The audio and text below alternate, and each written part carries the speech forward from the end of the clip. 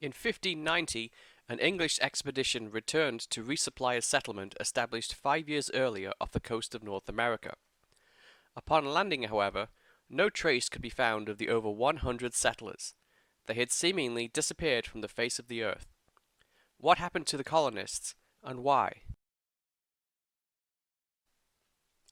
For several years in the late 16th century, the English crown had attempted to establish a permanent settlement in North America. In 1583, an expedition led by Sir Humphrey Gilbert had claimed St. John's, Newfoundland, as the first English territory in North America. In 1585, a colony was set up by Ralph Lane at the request of Sir Walter Raleigh on Roanoke Island on what is now North Carolina.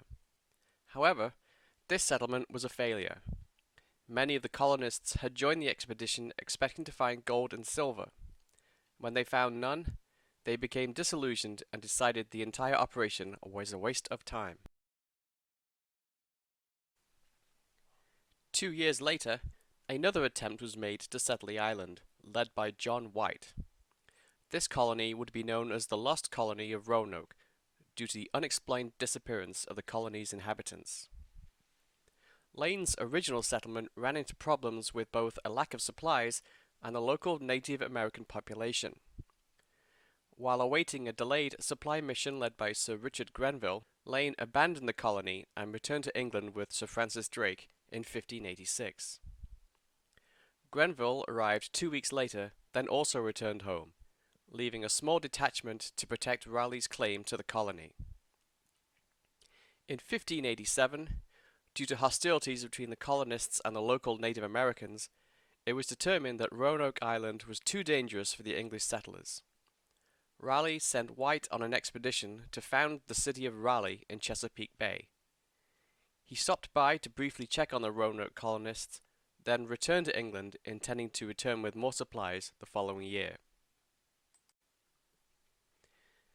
The escalation of the Anglo-Spanish War and the threat of the Spanish Armada, however, delayed his return until 1590.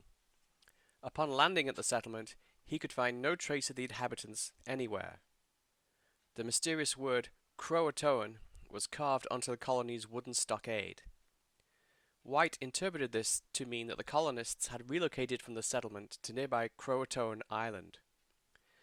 Before he could investigate further, rough seas and a lost anchor forced his fleet to return to England once again. The fate of the approximately 120 colonists remains unknown to this day.